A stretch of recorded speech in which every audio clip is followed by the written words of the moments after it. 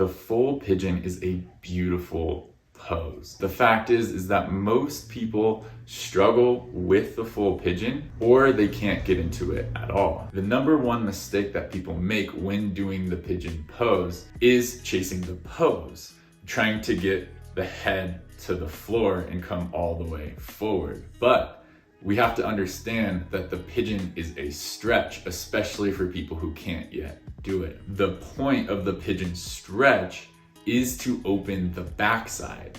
Doing the pigeon stretch gets us to the pigeon pose. So when we do the pigeon stretch on our own or in yoga class, or we have yoga students that we're teaching, we need to know how to adjust for someone who needs to open the backside. The stretch that we're searching for in the pigeon is in the glutes and even some of the muscles deeper under the glutes. It's gonna feel like a stretch on the backside and just to the side of your hips. So my brother Trevor and I are gonna introduce some variations of the pigeon that you could use on yourself, or if you're a teacher, you could use it on your students.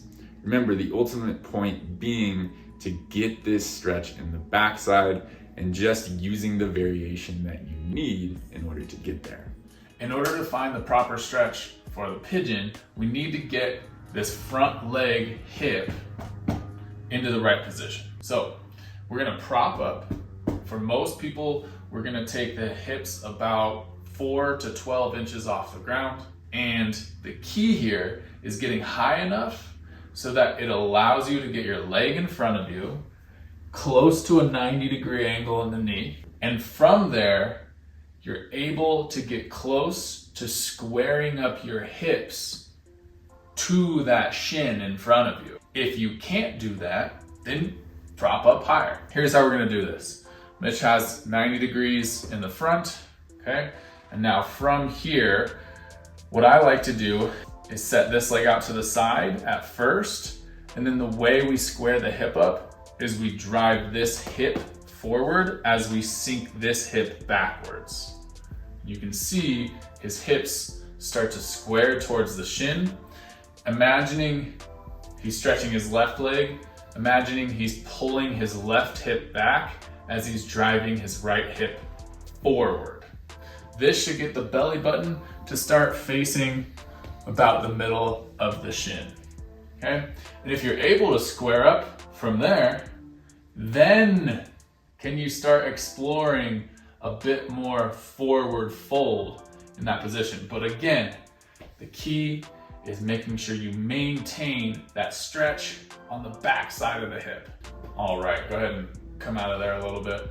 So we really like using partners for stretching because not only do you get to assist your partner, but also you get to understand what's happening inside their body, and you could potentially use that to help aid your own stretching.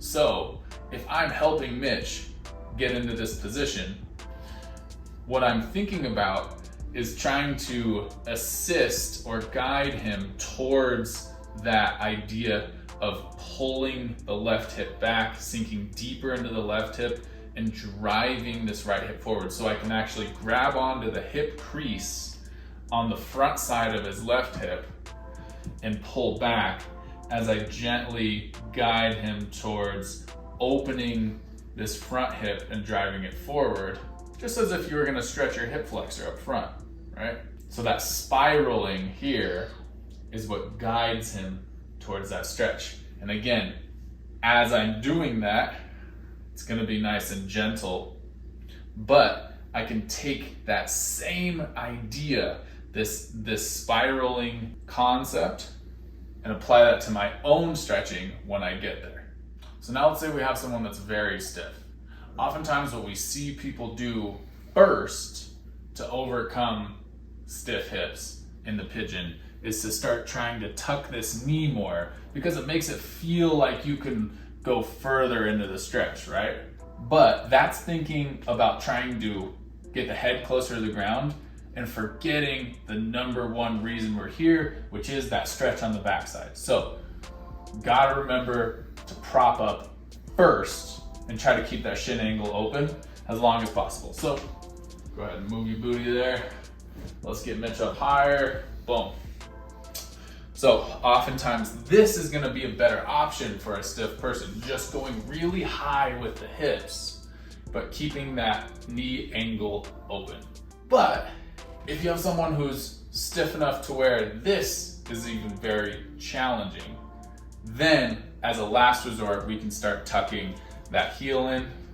Hey, we can start tucking that heel in and just really working on that twisting of the hips, right? Because that's what's going to be the foundation for the stretch, both now and as this person starts to progress in their pigeon.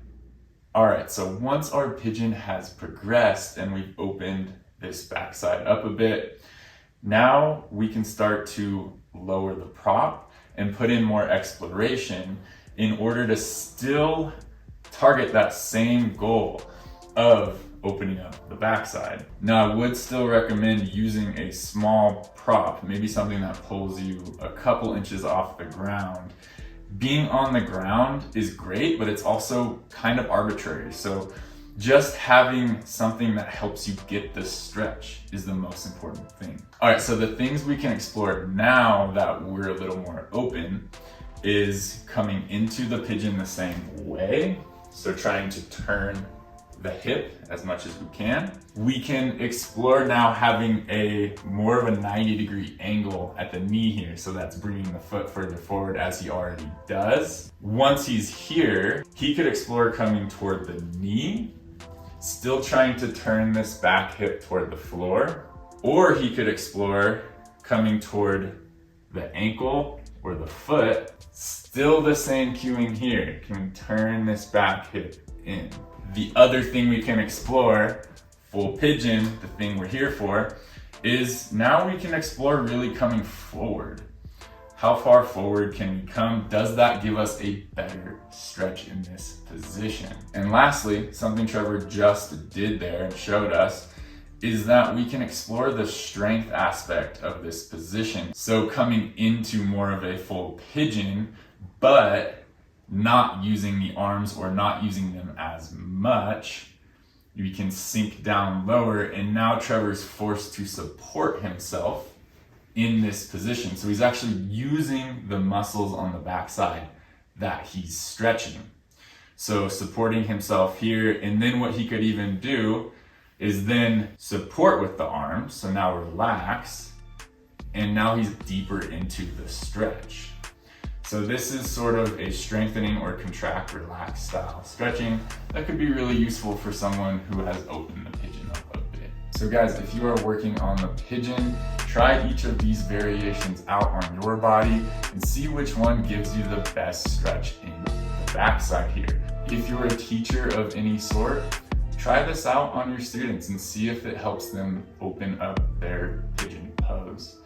Guys, if you enjoyed this video, please hit the like button and subscribe to the channel. We got more awesome content like this, and thanks for joining us today. Much love.